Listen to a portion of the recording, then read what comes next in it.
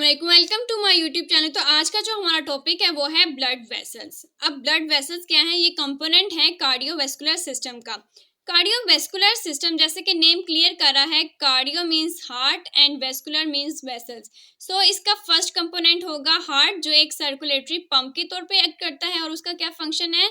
Blood को pump करना। और वेसल्स का क्या फंक्शन है? उस ब्लड को हमारे हार्ट से बॉडी तक पहुंचाना और वापस बॉडी से हार्ट तक लेके आना। ये एक ऐसा नेटवर्क है जो हार्ट से निकलता है और वापस हार्ट में आता है, और ये क्लोज नेटवर्क है। क्लोज इसलिए क्योंकि ब्लड वेसल्स जो हैं उनकी वॉल्स होती हैं और उन वॉल्स में कोई पोर्स वगैरह नहीं होते, इसलिए हम कहते हैं अपनी ब्लड वेसल्स को एक क्लोज ट्यूबुलर नेटवर्क। क्लोज क्योंकि वो क्लोज होती हैं, ट्यूबुलर मींस कि वो एक ट्यूब लाइक स्ट्रक्चर होता है हमारी ब्लड वेसल्स का, और ये एक नेटवर्क के तौर पे होती हैं जो हमारे पूरे बॉडी में एक नेटवर्क फैला होता है। और इनकी रिस्पॉन्सिबिलिटी क्या होती है? ट्रांसपोर्टेशन करना किसकी? हमारे ब्लड की। और ब्लड क्या है? ये एक मीडियम है for the transportation of nutrients. सिर्फ न्यूट्रिएंट्स नहीं, इसके अलावा हमारे ब्लड सेल्स जो होते हैं और हार्मोन्स जो होते हैं, ये सारे कुछ किसकी वजह से हमारे सेल्स और टिश्यू तक पहुंच रहा होता है? Because of blood. और इसी ब्लड की ट्रांसपोर्टेशन करती हैं हमारी ब्लड वेसल्स। और कहाँ से? हमारे हार्ट से हमारी बॉडी तक लेके आते हैं ऑक्सीजनेटेड ब्लड, और वापस फिर क्या करती है? हमारे बॉडी से लेके आती है हमारे हार्ट तक। फॉर एग्जाम्पल अगर हम यहाँ पे देखें तो हमारी हार्ट की लेफ्ट साइड से निकलती हैं आर्टरीज। आर्टरीज कौन सी ब्लड वेसल्स हैं? The blood vessels which carry blood away from the heart are arteries and arterioles. हमारे लेफ्ट साइड ऑफ हार्ट में क्या होता है? Oxygenated blood. अब वो ऑक्सीजनेटेड ब्लड जो हमारी बॉडी तक लेके आती हैं उनको हम कहते हैं आर्टरीज। ये वो ब्लड वेसल्स है जो हमारी हार्ट से अवे मूव करती हैं। The vessels which carry the blood back to the heart are venules and veins. Body से अब डीऑक्सीजनेटेड ब्लड जो हमारी राइट साइड ऑफ हार्ट में लेके जा रही है वो कौन सी हैं? वो हैं veins. Capillaries are microscopic vessels which join the arteries and veins. Microscopic इसलिए हमारी आर्टरीज का डायमीटर बहुत ज्यादा होता है और वो जब डिवाइड होती हैं तो किस में चेंज होती हैं? आर्टेरियोल्स में। फिर वो आर्टेरियोल्स फर्दर डिवाइड होती जाती हैं अंटिल वो बहुत थिन रह जाती है कि उनका जो डायमीटर है वो माइक्रो में चला जाता है। तब वो क्या होती हैं? हमारी कैपिलरीज। वही कैपिलरीज हमारी आर्टरियोल्स जो कि हमारी आर्टरीज की ब्रांचेस थी उनको कनेक्ट करता है हमारे वेन्यूल्स के साथ जो कि हमारे वेन्स की ब्रांचेस हैं। ये कैपिलरीज कहाँ पे प्रेजेंट होती है? हमारी सेल्स एंड टिश्यू में प्रेजेंट होती है। जब सेल्स में हमारा ऑक्सीजनेटेड ब्लड आता है वो यूज किया जाता है और उसी ब्लड में हमारी जो वेस्ट प्रोडक्ट्स हैं उसको छोड़ दिया जाता है, और फिर वो हमारी आर्टेरियोल से हमारी वेन्यूल्स में चला जाता है ब्लड, और फिर वापस वेन्स के थ्रू हमारे हार्ट में चला जाता है for oxygenation. Histology of blood vessels means कि उसके स्ट्रक्चर को अगर हम देखें तो वो कैसे है? हमारी ब्लड वेसल्स जो होती हैं वो मेनली 3 लेयर से बनी होती हैं। उन सबको देखते हैं तो उसमें सबसे पहले आती है ट्यूनिका इंटरना, या इसको हम कहते हैं ट्यूनिका इंटीमा। इंटीमा इसलिए क्योंकि ये बहुत क्लोजली होती है, इंटीमेट होती है टू अवर ब्लड, इसका डायरेक्टली कांटेक्ट होता है, इसलिए इसको हम कहते हैं ट्यूनिका इंटीमा। और ये किससे बनी होती है? इंटरनल लेयर होती है और बनी होती है एपिथेलियल लाइनिंग से, मींस स्क्वेमस एपिथेलियल से बनी होती है। नेक्स्ट है ट्यूनिका मीडिया, जो मिडल लेयर है वो किसकी बनी होती है? स्मूथ मसल्स की और इलास्टिक कनेक्टिव टिश्यू की। ब्लड वेसल्स में जो इलास्टिसिटी होती है, जो वेजोडाइलेशन या वेजो कंस्ट्रिक्शन होती है, वो किसकी वजह से होती है? बिकॉज ऑफ ट्यूनिका मीडिया, क्योंकि इसमें हमारे स्मूथ मसल्स और इलास्टिक कनेक्टिव टिश्यू प्रेजेंट होते हैं। नेक्स्ट है ट्यूनिका एक्सटर्ना। ट्यूनिका एक्सटर्ना, और इसको हम ट्यूनिका एडवेंटिशिया भी कहते हैं। एक्सटर्ना से हमें क्लियर हो रहा है कि ये सबसे आउटर मोस्ट लेयर है, और ये किससे बनी होती है? कनेक्टिव टिश्यू से, जिसने इसको कवर किया होता है। The thickness and histologic composition of these layers differ in arteries, capillaries and veins. In sub layer की जो कंपोजिशन है और जो इनका साइज या डायमीटर है वो हमारी आर्टरीज में, कैपिलरीज में और वेन्स में डिफर करता है, बिकॉज हमारी आर्टरीज, वेन्स और कैपिलरीज में जो फंक्शनल डिफरेंसेस हैं उसकी वजह से ये तीनों लेयर में भी डिफरेंसेस आती हैं। नेक्स्ट है the enclosed space inside the muscular tube is called lumen. अब ये 3 लेयर है और इन तीनों के अंदर यहाँ पे ट्यूनिका इंटीमा के अंदर क्या होगा? एक ल्यूमन सी होगी, एक खाली या होलो स्पेस होगी जहाँ पे हमारा ब्लड ट्रेवल करता है, उसको हम क्या कहते हैं, ल्यूमन।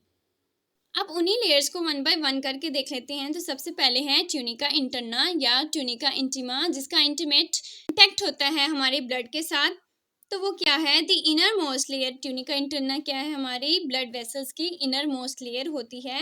और ये किसकी बनी होती है, एंडोथीलियम की बनी होती है, इलास्टिक लेयर की बनी होती है एंड बेसमेंट मेम्ब्रेन की बनी होती है। सबसे पहले देख लेते हैं एंडोथीलियम को। Direct contact with the lumen.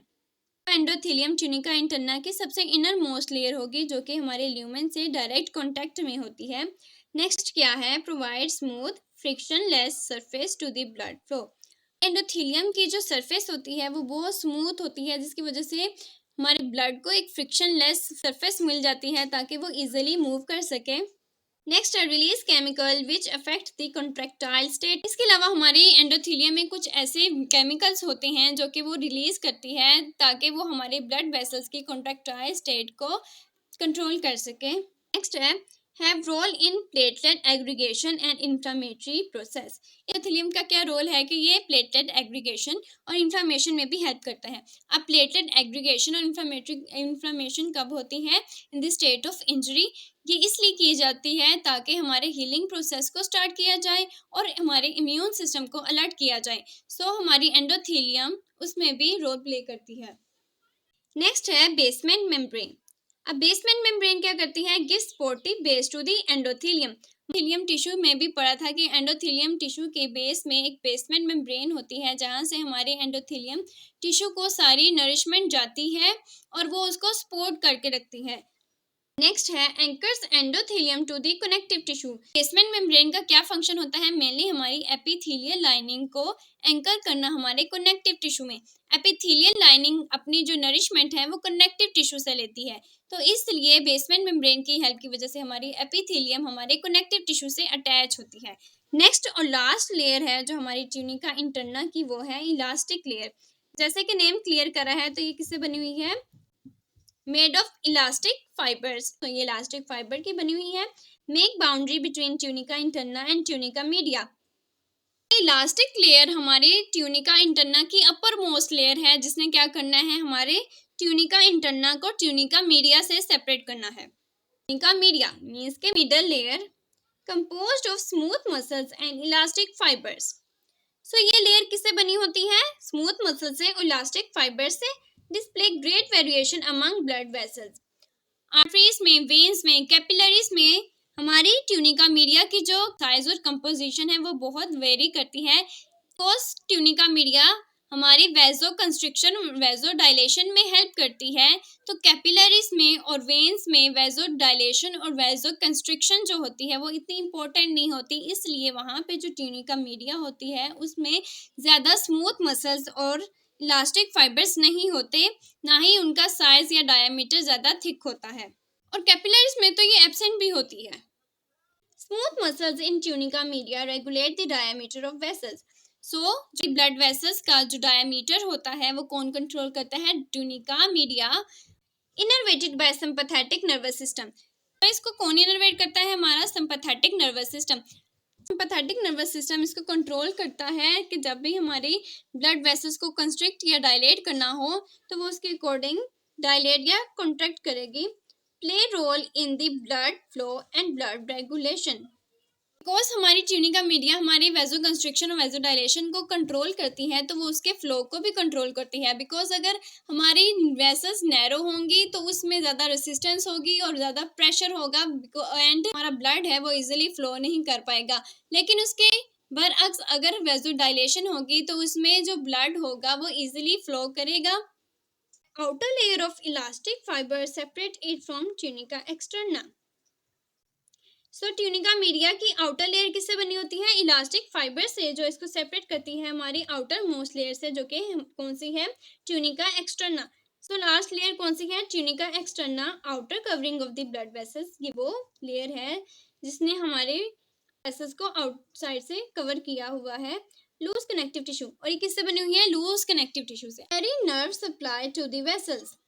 Blood vessels में इनर्वेशन कहाँ पे होती है, हमारे ट्यूनिका एक्सटर्ना में। Contain vasa vasorum. अब ये क्या है, ये स्मॉल कैपिलरीज होती हैं जो कि हमारे लार्ज ब्लड वेसल्स को ब्लड सप्लाई करती है। The blood vessel to adjoining tissue। तो बिकॉज हमारी ट्यूनिका एक्सटर्ना सबसे आउटर मोस्ट लेयर है, तो इसका क्या फंक्शन होगा कि हमारी ब्लड वेसल्स को ये कनेक्ट करेगी एडजॉइनिंग टिश्यू से। हमने अब देख लिया all type of blood vessels layers और उनके फंक्शंस भी, उनकी कंपोजिशन भी। अब हम देखेंगे different types of blood vessels. सबसे पहले आती है आर्टरीज। जैसे कि हमने पहले भी पढ़ा है, आर्टरीज कौन सी होती हैं? Carry blood away from the heart. ये वो ब्लड वेसल्स हैं जो हमारे ब्लड को away from the heart travel करवाएंगी। Design to withstand pressure during systole. Arteries होती है, उनकी कंपोजिशन कुछ ऐसी होती है कि वो हमारे सिस्टोलिक प्रेशर को विथस्टैंड कर सके। Classified into 3 types on the basis of their diameter. तो आर्टरीज की डायमीटर के अकॉर्डिंग उनको 3 टाइप्स में डिवाइड किया गया है। तो सबसे पहली है इलास्टिक आर्टरीज। जैसे इसका नेम शो कर रहा है इलास्टिक आर्टरीज है, तो इसमें ये एबिलिटी है कि ये स्ट्रेच और रिकॉइल हो सकती है। तो इसका सबसे ज्यादा डायमीटर होगा, इसलिए इसको हम कहते हैं कंडक्टिंग आर्टरीज। कंडक्टिंग आर्टरीज इसलिए क्योंकि ये क्लोज्ड होती हैं, हमारे हार्ट से अटैच्ड भी होती हैं। कंडक्ट करना है हार्ट से हमारे ब्लड को, कहाँ पे? मस्कुलर आर्टरीज में। फिर मस्कुलर आर्टरीज आगे वापस उनको कहाँ पे? स्मॉलर आर्टरीज में कंडक्ट करेंगी, डिस्ट्रीब्यूट करेंगे। नेक्स्ट है मस्कुलर आर्टरी। अब मस्कुलर आर्टरी जैसे कि नेम शो कर रहा है, तो यहाँ पे स्मूथ मसल्स हैं वो ज्यादा प्रेजेंट होंगे और इलास्टिक फाइबर्स होंगे कम। इसको हम कहते हैं डिस्ट्रीब्यूटिंग आर्टरीज। इसके अलावा मस्कुलर आर्टरीज में क्योंकि वो स्मूथ मसल से बनी हैं, तो इनमें ये एबिलिटी है कि वो वेजो कंस्ट्रिक्शन और वेजो डायलेशन करवा सकती हैं। एंड नेक्स्ट है स्मॉल आर्टरीज या रेसिस्टेंस आर्टरीज। अब ये स्मॉल आर्टरीज हैं, मीन्स कि इनका डायमीटर बहुत कम हो गया है और इनको हम रेसिस्टेंस आर्टरीज इसलिए कहते हैं क्योंकि because of their small diameter हमारे ब्लड को रेसिस्टेंस फेस करनी पड़ती है। That's why they are called resistance arteries. Next है कैपिलरीज। कैपिलरीज क्या है? Functional unit of CVS. Capillaries को कार्डियोवैस्कुलर सिस्टम का फंक्शनल यूनिट क्यों कहा जाता है? बिकॉज ये हमारे टिश्यू और सेल्स में प्रेजेंट होती हैं जहाँ पे एक्चुअल एक्सचेंजमेंट ऑफ न्यूट्रिएंट्स, ऑक्सीजन या ब्लड सप्लाई या ब्लड कंपोनेंट होती है। और इसका डायमीटर क्या होता है? 8 to 10 micrometre in size, made up of endothelium tissue and basement membrane. Because capillaries सबसे स्मॉल ब्लड वेसल्स हैं, तो इनका जो डायमीटर होता है वो बहुत कम होता है। ये इतनी थिन हो चुकी हैं कि अब ये सिर्फ सिंगल लेयर की बनी हुई हैं। अब सिर्फ किसकी बनी हुई हैं? एंडोथेलियम टिश्यू की और बेसमेंट मेम्ब्रेन की। नेक्स्ट है capillaries exist in cluster called capillaries bed. Capillaries bed जो कि हमारे कैपिलरीज का क्लस्टर होता है बाय मीटर आर्टेरियोल्स। हमने पहले भी देखा है कि आर्टेरियोल है वो किस में कन्वर्ट होती हैं? मीटर आर्टेरियोल्स में, और फिर आती हैं हमारी कैपिलरीज। हमारा ब्लड जो होगा वो हमारी आर्टेरियोल से मीटर आर्टेरियोल में आएगा एंड देन हमारी कैपिलरीज बेड में आएगा। अब नेक्स्ट है डिफरेंट टाइप्स ऑफ कैपिलरीज। सबसे पहले हैं कंटिन्यूअस कैपिलरीज। कंटिन्यू कैपिलरी जैसे कि नेम क्लियर करा है कि जो इसकी वेसल या सेल्स होंगी वो क्या होंगे? वो कंटिन्यू होंगे, वो टाइटली अटैच होंगे एक दूसरे से और उनमें कोई भी पोर या ऐसा कुछ प्रेजेंट नहीं होगा। लेकिन इनमें क्या होता है? इंटरसेलुलर क्लेफ्ट होता है, जिससे क्या होता है? हमारे जो मॉलिक्यूल्स हैं उनकी ट्रांसपोर्टेशन होती है। नेक्स्ट है फेनेस्ट्रेटेड कैपिलरीज।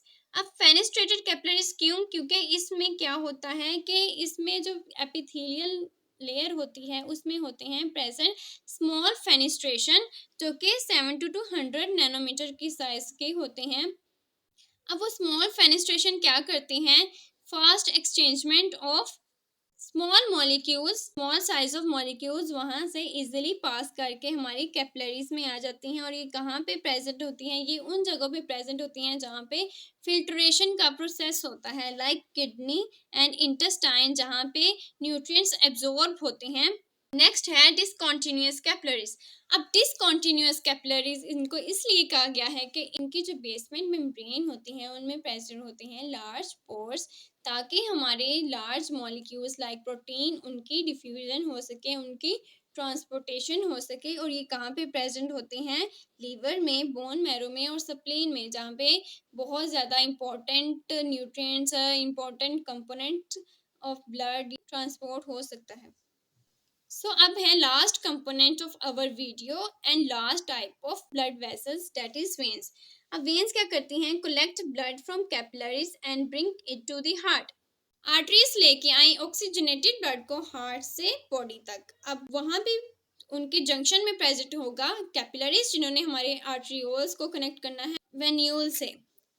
सो अब वहाँ से कैपिलरी से हमारी जो ब्लड होगा वो वापस कहाँ पे जाएगा? हार्ट में। और वो कौन लेके जाएंगे? हमारी veins. The blood is delivered from capillaries through microscopic venules. जैसे हमारी आर्टरीज की ब्रांचिंग हुई थी आर्टरियोल्स में, इस तरह हमारी वेन्स की ब्रांचिंग होती है हमारी वेन्यूल से। और वेन्यूल्स क्या होती हैं? पोरस होती हैं और उनमें स्मूथ मसल्स प्रेजेंट नहीं होते। नेक्स्ट है वेन्यूल्स क्या करती हैं? वो कन्वर्ट हो जाती हैं मस्कुलर वेन्यूल्स में। और मस्कुलर वेन्यूल्स जैसे कि नेम शो कर रहे हैं उसमें आ जाते हैं अब स्मूथ मसल्स। और लेकिन ये क्या होता है? स्मूथ मसल तो आ जाते हैं लेकिन उनकी जो पोरोसिटी होती है वो कम हो जाती है। नेक्स्ट है have thin tunica interna and media thick externa. जैसे कि हम पहले भी एक डिस्कस कर चुके हैं कि हमारे तीनों टाइप्स या 3 लेयर्स जो हैं हमारी ब्लड वेसल्स की, उनकी जो साइज और डायमीटर या कंपोजिशन होती है वो हमारी हर ब्लड वेसल्स में डिफर करती है बिकॉज ऑफ देयर फंक्शन। अब वेन्स में tunica intima and tunica media जो है ये बहुत थिन होती हैं और ट्यूनिका एक्सटर्ना बहुत थिक होती है। ट्यूनिका मीडिया और ट्यूनिका इंटीमा के थिन होने की वजह से हमारी वेन्स में प्रेजेंट होते हैं लार्ज ल्यूमन, जिसमें ब्लड वेसल जो ब्लड है वो लो प्रेशर में ट्रेवल करता है। आर्टरीज में हाई प्रेशर में ट्रेवल करता है एंड वेन्स में लो प्रेशर में ट्रेवल करता है। Lack elastic lamina. वेन्स की इलास्टिसिटी हमारी आर्टरीज से कम होती है because they lack elastic lamina. Next है possess one way valve that prevent backward flow of blood.